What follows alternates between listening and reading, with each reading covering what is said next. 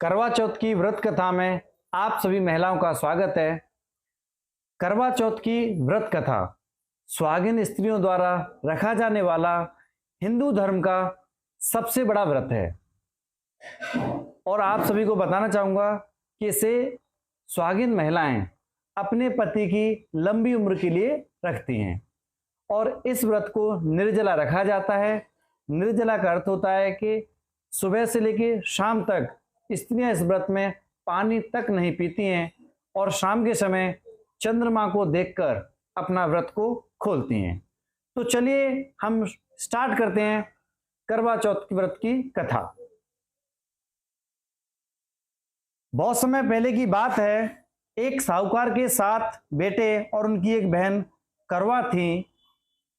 सभी सातों भाई बहन अपनी बहन से बहुत प्यार करते थे, यहाँ तक कि पहले उसे खाना खिलाते और बाद में खुद खाना खाते थे। एक बार उनकी बहन ससुराल से मायके आई हुई थी। शाम को भाई जब अपना व्यापार बंद करके घर वापस आए और उन्होंने अपनी बहन को व्याकुल देखा,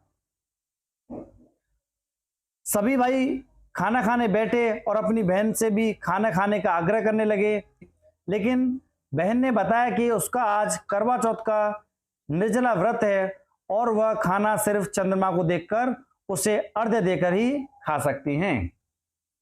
चूंकि चंद्रमा अभी तक नहीं निकला, इसलिए वह भूख प्यास से व्याकुल हो उठी हैं। सबसे छोटे भाई को अपनी बहन की हालत देखी नहीं जाती और वह दूर पीपल के पेड़ पर एक दीपक जलाकर चलनी की ओट में रख देता है और दूर से देखने पर वह ऐसा प्रतीत होता है कि जैसे चतुर्थी का चांद निकल आया हो। इसके बाद भाई अपनी बहन को बताता है कि चांद निकल आया है, तुम उसे अर्घ्य देने के बाद भोजन कर सकती हो। बहन खुशी के मारे सीढ़ियों पर चढ़कर चांद को देखती हैं, उसे अर्घ्य देकर खाना खाने बैठ जाती हैं। वह पहला टुकड़ा मुंह में डालती हैं तो उसे छींक आ जाती है और जब दूसरा टुकड़ा डालती हैं तो उसमें बाल निकल जाता है और जैसे ही तीसरा टुकड़ा अपने मुंह में डालने की कोशिश करती हैं तो उसके पति की मृत्यु का समाचार उसे मिलता है और वह बौखला जाती हैं। उसकी भाभी उसे सच्चाई से अवगत कराती हैं कि उसके साथ ऐसा क्यों हुआ है।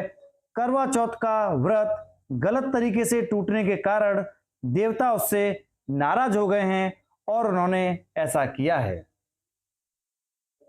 सच्चाई जानने के बाद करवा निश्चय करती हैं कि वह अपने पति का अंतिम संस्कार नहीं होने देंगी और अपने सतीत्व से उन्हें पुनर्जीवन दिलाकर रहेंगी। वह पूरे 1 साल तक अपने पति के शव के पास बैठी रहती हैं, उसकी देखभाल करती हैं, उसके ऊपर उगने वाली सुई नुमा घास को वह एकत्रित करती जाती हैं। 1 साल बाद फिर करवा चौथ का दिन आता है। उसकी सभी भाभियां करवा चौथ का व्रत रखती हैं। जब भाभियां उससे आशीर्वाद लेने आती हैं तो वह प्रत्येक भाभी से यम सुई ले लो, पिया सुई दे दो, मुझे भी अपनी जैसी सुहागिन बना दो, ऐसा आग्रह करती हैं। लेकिन हर बार भाभी उसे अगली भाभी से आग्रह करने को कहकर चली जाती हैं। इस प्रकार जब 6ठे नंबर की भाभी आती है तो करवा उससे भी यही बात दोहराती है। यह भाभी उसे बताती है कि चूंकि सबसे छोटे भाई की वजह से उसका व्रत टूटा था, अतः उसकी पत्नी में ही शक्ति है कि वह तुम्हारे पति को दोबारा जीवित कर सकती हैं। इसलिए जब वह आए तो तुम उसे पकड़ लेना और जब तक वह तुम्हारे पति को जिंदा न कर दे उसे नहीं छोड़ना। ऐसा कहकर वह चली जाती हैं।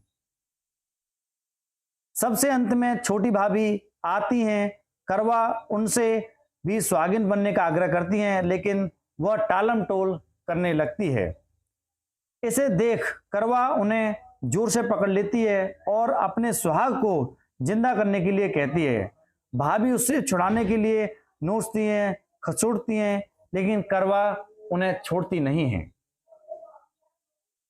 अंत में उसकी तपस्या को देख भाभी पसीज जाती हैं और अपनी छोटी अंगुली को चीरकर उसमें से अमृत उसके पति के मुंह में डाल देती हैं।